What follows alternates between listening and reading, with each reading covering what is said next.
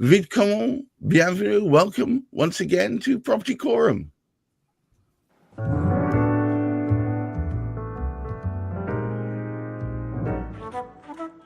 Once again, I'm joined by the happy throng that is the Property Quorum's stalwarts. Of course, we have Juliet Baboolal. I managed to make a complete mouthful of that. I apologise. Juliet Baboolal of Partly Gunnercooke, Hamish McLay of Search and Convey, and of course, Chris Gilsenan of Root Home. Once I put my teeth back in, I'll introduce our special guest.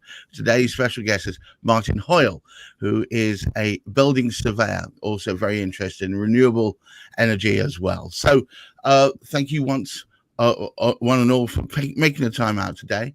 Today's topic is actually really interesting. I'm not saying the rest aren't, but today's one is. How do you get what you really want? And this is tactical advice for homeowners. And of course, as usual, remorselessly, I'm going to throw Hamish straight under the bus. Well, one of the things that sort of comes to me is, as we've said very often in the past, not everybody who's entering into the property arena, from whatever direction it happens to be, knows the right way through it. It can be a struggle, it can be a challenge. However, providing we're working with the right people makes a significant difference. So how do we tell? And who are the most important people? There are, I can't remember how many people are involved, but somebody came up with a figure, best part of 20 people somewhere along the line get actually involved. But there are people who are particularly important, and it's really the two S's, I think, who are, if you like, pretty critical in that. But the important thing is, we need as individuals, if we're going to move forward, we want somebody who's interested in us as people, because as I've written, it's people, not the process that's important. So if we can find a solicitor who will listen to us and knows exactly what we want, and at the same time can engage with a surveyor who can help us on the go, they were two people who can make such a big difference in the whole sort of place. And I mean, that's why it's great to be able to have both Martin here, and we've got Juliet, our resident as well. But it's great that we can get that sort of balanced approach to see how people can go about choosing their right partner in a way, but making sure, because people themselves, they need to make a judgment call, really. It's up to them. They can go down any route that anybody tells them. However, it's best to go down that expert route. Well, you said the S word, so I'm afraid I'm going to go straight to you, Juliet. Now, look, we keep banging the drum about finding the right people for the right job. I didn't realize there were 20 people involved in this shenanigans. Welcome once again, by the way. Thank you. I mean, it just depends on your project. And the key thing is, as Hamish says, firstly, you need to know what you want. What is it that you hope to achieve? I remember when I bought my first flat, it was a top floor flat, but there was no lift. So what it meant was that if I intended to rent this flat in the future, I couldn't let to people that couldn't walk up a flight of stairs. And that was something I had to be mindful of. So you need to understand what you hope to achieve.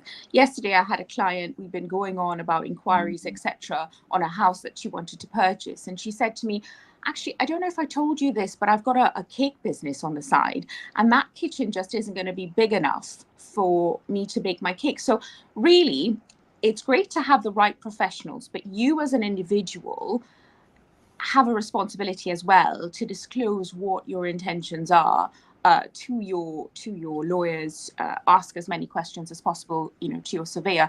I obviously advise a lot of lenders, and one of the key things I look for is, can I sell this property on an open market? And can I sell it to an array of people? Will another lender lend on this property?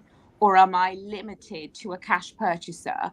So I look at certain things within the property itself to see whether or not there's certain limitations.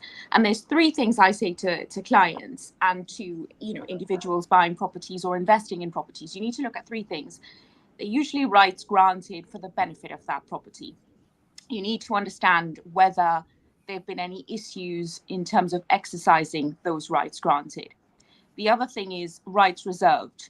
So if there's rights reserved to the neighbouring property against your property, do those rights reserved affect the use and enjoyment Have I lost connection? No, you're with us. It's just the video's not quite catching up. But we hear. Yes, yes. Okay, well, I'm going to go straight to Chris. Welcome once again, Chris. Now, you must go through this an awful lot where Gareth? It's okay. So what you must find that building that team of people around you is critical. In fact, I've lost connection. And the last thing. Yeah. So it must be very important to you to build that team of relevant professionals around you, and as Hamish says, the solicitors and the surveyors being at the top of the tree. The team's absolutely fundamental, but absolutely core to what you're doing, and knowing who to approach is also as important as knowing what member of the team you need is as important as knowing who to then find to fit that particular role. But just rounding it back to your original title about getting what you really want, do prospective homeowners know what they really want? That's a hard one. The reason I ask is it depends on who that prospective homeowner is. So, for example, from a first-time buyer's perspective, they want to get onto the property ladder.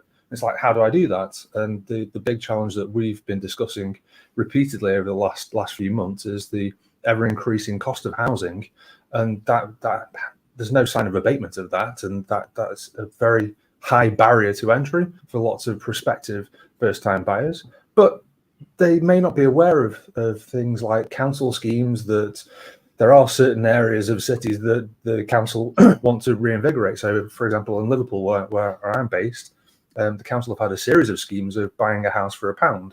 It's really a lease option, but you're effectively securing a house for £1 that's somewhat derelict, substantially derelict, but they want to keep that housing stock, and they're kind of putting the onus onto the prospective owner to come and renovate that property. So if you want to fix wasn't there a whole television program based around?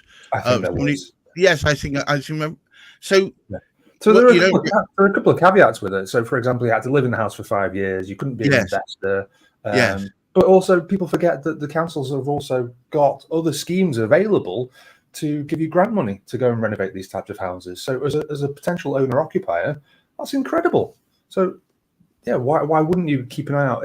The big challenge is knowing that these schemes exist, and then being signposted towards where these schemes are, and maybe just taking a punt. Martin, a great welcome to you, and thank you for stepping into the breach here at Property Quorum and helping us. But today's topic, let's focus on that. Often I seem to read that first-time buyers, even second-time buyers, as Chris so pointedly said, don't really know what it is they want. So are they really getting what they want? And not only that, are they being advised correctly to get the right things? Welcome, by the way. Well, it's an interesting conversation from lots of different viewpoints so far. But I guess as a surveyor in my day-to-day job, where do I typically touch homeowners?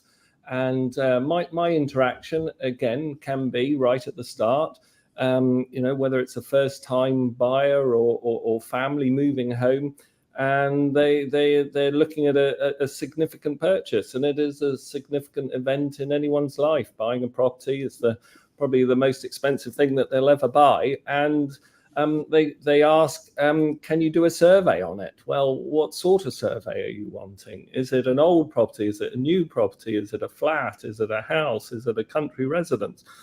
All of those type of things, and somewhat, as we've highlighted already, cost is always an issue, isn't it? And right. You're already spending a significant amount of money purchasing the property, but then people become a little bit wary about spending £1,000 on a survey for a property that's going to cost X amount. So again, that can help the homeowners understand the issues with the properties, and making sure that whether that's something that they can negotiate with the vendor and the like. So there's lots of benefits for those surveys. And let's say, for example, yesterday I went to survey a fairly large residential property, rural property, it's been a family home for 45 years. It's somewhat dated. All the services don't work. So there's a family looking to buy and move in there, but they need to understand that there's a significant expenditure going to be required before they go in there. Things like changing boilers, improving insulation, replacing single glazed windows. The bathrooms don't have ventilation. So, all these good things that, help them understand or go into the transaction with their eyes wide open. So that's a pinch or a touch point that I do at the start. And then, I might get engaged with a homeowner that's been in their house a while and maybe looking to extend it and to renovate it or to improve the energy efficiency on it. So again, getting the right advice about what you could do with that property. And as Juliet knows, there might be restricted covenants on your property and there might be requirements. If you're in a flat and you want to renovate the flat, then you might have to get management approval before you can take down walls or adjust anything internally. So there's lots to consider, and sometimes your view that you're complicating matters. All I want to do is take down some walls and extend it. Well, it's never quite as easy as that. So yeah, that's just holding hands. And I think, as Hamish says, it's all about people, relationships, and understanding, and key experience. I think probably hands up, I'm a commodity at the end of the day. You can come to me and ask me for a cost or a quote for a survey. You can go elsewhere. I would never accuse you of being a commodity, Mark. No, but we are, Juliet, aren't we? We are a commodity. Let me pass over to Juliet while I've still got her, because her line is a little bit faulty. So I want the benefit of her experience. I mean, Martin says we're just small cogs in a big chain, and do we really matter? But I think it's the whole way in which the team works, isn't it? It absolutely is. And it's one of those things where I always say, do your homework before you get bitten. If people see us as commodities, they'll end up spending a lot more to rectify the lack of information later on, or they'll end up, really disgruntled with what they've purchased. So, someone said, you buy cheap or you pay cheap, you buy twice. Yes. You end up having to incur those costs later on anyway. So do your research. And the reality is, it doesn't matter how far down the chain you actually are. If something comes up and you realize, look, this just isn't for me, just put your hands up and say, look, I need to pull out of this deal. This just isn't for me, irrespective of the disappointment that comes. Because as Martin says, this is one of the most expensive investments that you'll make in your lifetime. Don't be lumbered with something that you don't want. And as Chris says, know what it is that you want. Spend some time actually thinking about, what is it that you want? What is your dream home? What is your dream investment property? Spend some time actually working out what it is you want. So the legals and the surveying and the lending, that will all come into the place. But the reality is, at the end of the day, when we've done all that we need to do and you're with that property, is that what you originally intended to have? Chris, when Juliet starts quoting you, you've truly arrived. Now, what I was going to say is that it seems to me that specifically in your game, you need to have that fairly tight network of people you can trust, so that they give you the not so much opinion, but they understand the kind of process that you have to go through. Has it taken you a while to build that network? And if so, do you have the right surveyors and legals and the rest of it? Or is it still open for discussion? Does it keep changing? Yeah, I mean, I've been in this for quite a long time. So I've worked with a number of different people, different team members. And yeah, you do go through people. You find that where people's limits are, where their capabilities are, you get some bad guidance in some scenarios. So yeah, I'm very fortunate to have been able to learn from my mistakes and have the team members around me that I do now. But it does take time. So I guess for anyone starting out or needing those types of recommendations, I'd always advocate going and finding someone who's done it already, and rather than try and reinvent the wheel, go and ask them for the recommendations. They will generally want to help you and want to make sure that you succeed. In where I am now, I don't find people have this protectionist mentality with these people are mine and I can't share them with you. That's just not the mindset of the people that I surround myself with anyway. To quote one of those American biopics, teamwork makes the dream work. Hamish, would you care to take us home, please? Well, I think we're fortunate, but it seems almost as though we attract the sort of right people to contribute to whatever we happen to be speaking about. And it was being reenacted again here with Martin joining us, because it's exactly that. A little bit disappointed you consider yourself a commodity, Martin. I think what we're speaking about is value here, because we currently live in a society where so many people are price driven and they're not value driven. Value is the key. Value is the key to everything. And value is the experienced person that you're able to draw in, that does listen to you, that finds out what you want and tries to sort of make sure. Because obviously, I mean, like Juliet was just sort of saying, if somebody says it too far down the line, oh, I need a big kitchen. I mean, that can be an awfully, various things like that hopefully come out of the front. And of course, that's where the likes of Martin comes in. Exactly. The same thing to Martin, the same thing to Juliet. And that, if you like, those two important parts of the team. Martin will make sure, yes, that kitchen is what you want. That's right for extension. That's right for whatever it happens to be. And Juliet will tell you whether you can do it or not.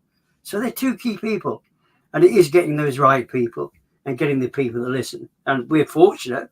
We happen to have two of them in front of us now. But I think we can actually consider an expert to be, as Chris quite rightly explains, none of us are sort of overprotective, because we can't help everybody. We like to help those that we can. And when we can't help, we can actually pass on to the experts that can actually sort of come in and join, and we can actually sort of recommend it.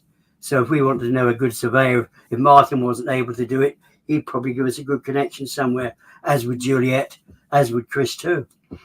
Absolutely. Well, look, thank you very much. Oh, Martin, you're itching to say something. And for the benefit of moving the conversation on, Gareth, I didn't finish my commodity point, but I think Hamish has covered it. So if you are appointing purely on cost, I think that can be a mistake. And we've all said about getting the right advice and the clear advice, making sure that that person has the relevant experience and the like. So don't just appoint on price, appoint on experience, knowledge, and the person that you're dealing with at the end of the day. And on that bombshell, I'd like to thank all of you for taking the time out to spend with me today, Property Quorum. Of course, thank you very much, Chris Gilsenan of Root Home, our favourite, Juliet Baboolal of Partner gunnercooke, and of course our special guest Martin Hoyle, building surveyor, and where would we be without Hamish McLay of Search Convey? Until the next time we speak, try and keep focused on what the important things are. Shameless plug, we are here every Thursday at 10 o'clock. Of course, you'll find me later on today chatting away to Chris, talking about things that really irritate him in his part of the property game. But also on Fridays, we have our special series called Cladding Matters, where we're talking about those poor people in Royal Artillery Quays who are locked in by virtue of Barrett's misdeeds and flammability, echoes of problems past, hopefully never to be repeated. But we'll talk more about that then. Until next time we speak, keep your feet on the ground, keep reaching for the stars, look after that mental health, and try and make sure that you're focused on the positive future you have ahead of you. Get that team right. Until next time, goodbye.